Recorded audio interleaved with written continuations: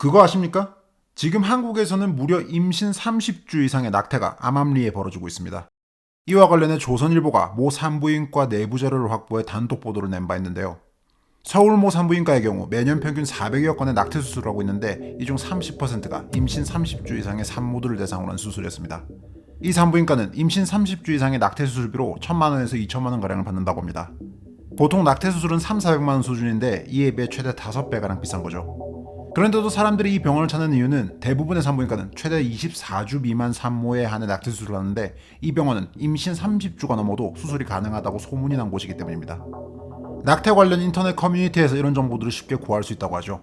상담 앱 등을 이용해 쉽게 예약이 가능하고 다른 병원보다 비싼 비용만 지불하면 임신기간과 상관없이 손쉽게 수술을 받을 수 있습니다.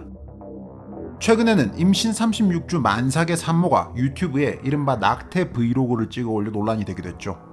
참고로 37주차부터는 아이를 낳아도 조산으로 분류되지 않습니다. 그만큼 임신 말기에 해당하는 상황에서의 낙태인 겁니다. 물론 임산부의 건강이나 생명을 지키기 위한 낙태, 또 강간 등의 특수한 상황에 의한 낙태 등은 대부분의 나라에서 임신기간과 관계없이 낙태를 허용하고 있습니다. 하지만 이런 예외적 경우가 아니면 낙태가 합법화된 나라에서도 허용기간을 정해두죠.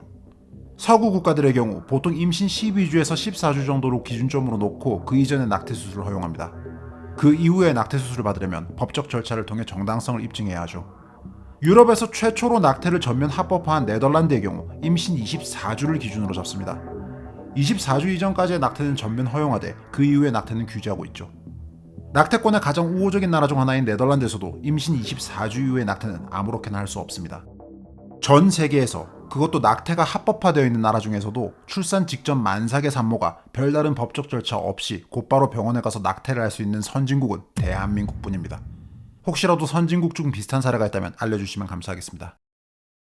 사실상 임신기간과 관련 없이 모든 낙태 수술을 전면 허용하고 있는 대한민국.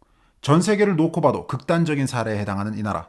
정작 낙태에 대한 범국민적 논의는 충분히 이루어진 적이 없는데 어느새 대한민국은 낙태권에 있어 가장 극단적인 나라가 되었습니다. 도대체 어떻게 이런 일이 일어난 걸까요?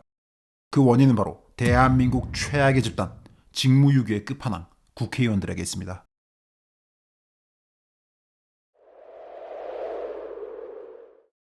아시다시피 낙태는 생명윤리와 직결되는 문제입니다. 정치, 윤리, 종교적 가치의 문제들이 복합적으로 섞여 전 세계적으로도 가장 첨예한 갈등을 낳는 이슈 중 하나죠. 낙태와 관련한 입장은 크게 두 가지로 나뉘는데요. 낙태를 개인의 선택에 맡겨야 한다는 주장, 프로초이스와 낙태를 국가가 처벌해야 한다는 주장, 프로라이프로 크게 찬반 두 진영으로 나눠집니다. 물론 각각의 진영 안에서도 서로 다른 논리와 시각들이 복잡하게 얽혀 있습니다. 생명은 어떻게 정의되는가? 임신 몇 주 차부터 사람이라고 볼 수 있는가? 낙태가 살인이라면 범죄로 인한 임신이나 산모의 건강을 위협하는 임신은 어떻게 볼 것인가? 침습적 시술과 의약품 처방을 동일선상에 놓을 것인가 등등 단순히 낙태 찬성, 낙태 반대로 나뉘는 것만이 아니라 각각의 입장 내에서도 다양한 층위의 논리들이 상충하고 타협하고 있습니다. 정치 철학이나 토론 등에 관심이 많은 사람들은 한 번쯤 고민해보는 주제이기도 하죠. 그럼 이 낙태와 관련해 현재 한국의 입장은 어떨까요? 2019년 4월 대한민국 헌법재판소에서 역사적인 판결이 나왔습니다. 낙태죄에 대해 헌법 불합치 결정을 내렸죠. 즉 산모가 임신 중절 수술을 받는 걸 국가가 처벌하는 게 헌법 가치와 맞지 않다고 판단한 겁니다. 1953년에 낙태죄가 만들어진 이후 66년 만에 낙태에 대한 국가의 입장이 바뀐 겁니다. 헌법재판소는 임신 초기의 낙태까지 전면 금지하고 있는 당시의 법이 임산부의 자기결정권을 과도하게 침해한다는 논리를 내세웠습니다. 여기서 중요한 점은 헌재가 임신 초기에 한해서 낙태권을 긍정했다는 겁니다.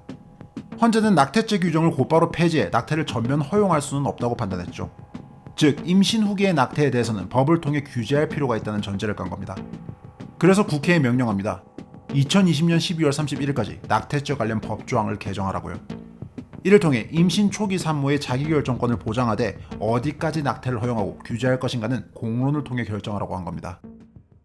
이는 분명 역사적 판결이었습니다. 대한민국 사법기관의 정점인 헌법재판소. 이 나라를 정의하는 헌법가치에 따라 임신 초기 태아의 생명권보다 산모의 자기결정권이 우선된다는 선언. 저나 여러분이 프로초이스든 프로라이프든 이 문제에 있어 대한민국 법체계는 임신 초기에 한해 분명한 입장을 결정했고 이는 이 나라의 정체성과 성격을 정의하는 사건이라는 측면에서 분명 역사적인 판결이었습니다. 임신 초기의 낙태는 허용하는 게 맞다는 결론이 내려졌으니 이제 구체적으로 언제까지를 임신 초기로 볼 것이고 임신 몇 주 차까지 낙태를 허용할지 결정하는 건 입법부, 즉 국회의원들의 몫이 되었죠.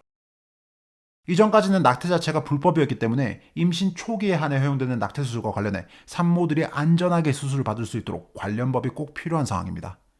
나아가 임신 몇 주 차까지 낙태를 허용할 것인가 하는 중요한 문제부터 시작해서 어떤 방식의 법적 절차를 동원할 것인가, 낙태권이 악용되지 않도록 하는 방지책은 어떻게 마련할 것인가 등등 논의해야 할 문제들이 한둘이 아니었죠. 그리고 어떻게 됐을까요? 위대한 대한민국의 국회의원들은 아무것도 하지 않았습니다.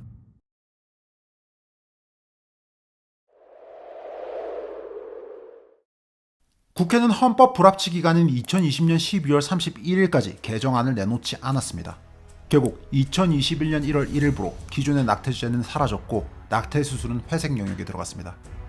무려 2024년 현재까지도요. 그 사이에 국회가 두 번이나 바뀌었습니다. 2020년 5월에 끝난 20대 국회, 그리고 2024년 5월에 끝난 21대 국회, 최근 새로 들어선 22대 국회까지 국회가 두 번이 바뀌는 동안 이 문제는 방치되고 있습니다. 임신 초기 산모가 안전하게 낙태 시술을 받을 수 있도록 하는 관련법, 또 낙태권 악용을 규제하기 위한 관련법은 아직까지 없습니다. 입법은커녕 제대로 된 공론화조차 이루어지지 않았죠. 정치, 윤리, 종교 등 수많은 영역에 걸쳐있는 이슈인 만큼 정치인들이 총력을 기울여 국민적 논의의 과정을 거쳐야 하는데 정작 그 정치인들이 손을 놓고 있습니다. 이런 문제를 처리하는 게 바로 국회의원이라는 직업의 본질인데도 불구하고요. 국회가 두 번이 바뀌는 동안 그 수백 명의 국회의원들은 물론 여의도에서 어슬렁대는 그 수많은 정치인들 중 이 문제에 대해 적극적으로 입을 열고 공론화하려는 사람은 없었습니다. 심지어 미래를 준비하라고 한 자리씩 앉혀놓은 소위 청년 정치인들조차 침묵하고 있죠. 덕분에 오롯이 국민들만 피해를 보고 있습니다. 헌재가 판결을 했는데도 여전히 낙태 문제는 혼란 그 자체입니다. 수술을 받기 위해서 병원을 수소문해야 하고 절차나 비용도 제각각입니다. 낙태 자체가 여전히 회색 영역에 있기 때문입니다. 이는 산모의 안전과도 직결되는 문제죠. 특히 30주 이상 임신 말기 낙태 수술의 경우 윤리적 문제뿐만 아니라 산모의 생명을 위협할 수 있는 심각한 사안입니다. 임신 말기에 중절 수술하다가 과다 출혈 등으로 산모의 목숨이 위협받는 일이 빈번하게 일어나고 있습니다. 낙태 관련 법제화가 제대로 되어 있지 않다 보니 사산화는 폐기물 업체가 맡고 있습니다. 현금 8만 원을 받고 검은색 쓰레기 봉투에 수거해 간다고 하죠. 해외 사람들이 이걸 보면 뭐라고 할까요? 법이 없는 덕분에 자연유산을 유도하는 임신 중절 약물 같은 것도 구하기 어렵습니다. 인터넷에서 음성적으로 유통되고 있는 상황이죠. 심지어는 정육점에서 몰래 파는 일까지 있었습니다. 세계보건기구에 의해 필수의약품으로 지정된 이래 여러 나라에서 일상적으로 구입 가능한 이런 약들은 침습적인 낙태 수술을 피할 수 있도록 합니다. 그런데 법이 없어서 한국에서는 식약처 승인을 못 받고 있고 때문에 이런 식으로 회색 영역에서 유통되고 있는 겁니다. 특히 범죄로 인한 임신과 같은 극단적인 상황에서의 낙태 수술 또는 관련 약품 사용은 매우 중요한 문제죠. 낙태를 처벌하는 나라에서조차 이런 부분은 확실하게 보장하고 있습니다. 그런데 한국에는 관련 법이 없기 때문에 이런 상황에서조차 국민들이 제도적 보호 밖에서 스스로 문제를 해결하고 있습니다. 한편 한국보건사회연구원에 따르면 낙태 숫자는 꾸준히 늘어나고 있습니다. 헌법재판소가 인정한 적 없는 임신 말기의 낙태도 버젓이 이루어지고 있죠. 윤리적 찬반을 떠나 임신 말기의 중절 수술은 산모 생명에 위협적인 건 물론 악용될 가능성도 너무나 크기 때문에 최소한의 가이드라인은 필요한 상황입니다. 하지만 이 빌어먹을 국회의원들은 이 문제에 관심이 없습니다.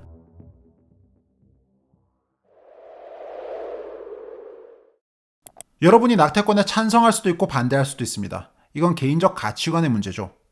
하지만 이런 찬반 입장을 떠나서 이 문제에 있어 국민들은 하나로 뭉쳐 분노하지 않으면 안 됩니다. 이건 대한민국 정치인들의 태만함과 무책임함 그 자체이기 때문입니다. 바로 이런 일을 하라고 국회의원들은 국민 세금으로 1억 6천가량 되는 연봉을 받는 겁니다. 보좌진 임금의 의원실 운영비까지 계산하면 1인당 연간 7억이 넘는 국민 세금이 들어가고 있죠. 그런데도 이 사람들은 이 중요한 일을 안 하고 있습니다. 헌법재판소가 조속히 법을 개정하라고 시한까지 줘서 명령을 했는데 이들은 국회가 두 번 바뀌는 동안 이 문제를 방치하고 있습니다. 정말 어처구니가 없죠. 본인들이 원하는 법안은 국민 반대가 있더라도 며칠 만에 졸속 통과시키는 사람들이 대한민국 국회의원이라는 점을 생각하면요. 현재 낙태 관련 법안은 모두 폐기된 상태입니다. 국회에서 제대로 논의조차 되지 않은 상태에서 임기 만료로 다 사라졌죠. 그리고 국회의원 중 그 누구도 이제는 이 문제를 정리하자며 총대를 메고 나서는 사람이 없습니다. 5년이 지났는데도요. 그렇다고 이게 헌재의 판결에 반대하기 위한 시의적인 성격의 방치인 것도 아닙니다. 차라리 그런 거면 납득이라도 하겠습니다. 그냥 귀찮으니까 안 건드리는 걸 뿐입니다. 찬반이 첨예하게 갈릴 수밖에 없는 이 문제를 건드려서 논란의 중심에 서는 게 싫은 거죠. 그것보다는 차라리 건드리기 쉬운 만만한 이슈들을 다루려고들 합니다. 누구 비리 문제가 터지면 그런 데 나가서 목소리를 높입니다. 국민 공분이 들끓는 그런 만만한 이슈에 가서 함께 돌을 던지며 국민을 위해 일하는 척들을 합니다. 낙태 같은 복잡하고 어려운 문제, 본인들이 공부해야 하고 고민해야 하고 토론해야 하는 그런 문제는 적당히 뭉개고 외면할 뿐입니다. 이러니까 매번 정치 뉴스라는 게 네가 나쁜 놈이다, 아니다, 네가 더 나쁜 놈이다 하는 수준에 그치는 겁니다. 본질적으로 자기들 밥그릇 싸움일 뿐 국가 경영과는 아무 관계없는 문제들이죠. 정치인이란 사람들은 본질적으로 리더여야 합니다. 이끄는 사람들이라는 말입니다. 나름대로의 비전과 철학에 따라 국가의 미래를 설계하고 방향성을 논하는 직업. 각각이 정의한 더 나은 사회라는 목표에 도달하기 위해 끊임없이 대화하고 토론하고 설득하며 공동체를 이끄는 게 바로 그 업입니다. 그런데 지금 대한민국 국회의원들의 꼴을 보고 있으면 그저 한숨만 나옵니다. 이건 명백한 직무유기입니다. 그리고 국민들이 그 죄를 물어야 할 때라고 생각합니다. 우원재였습니다.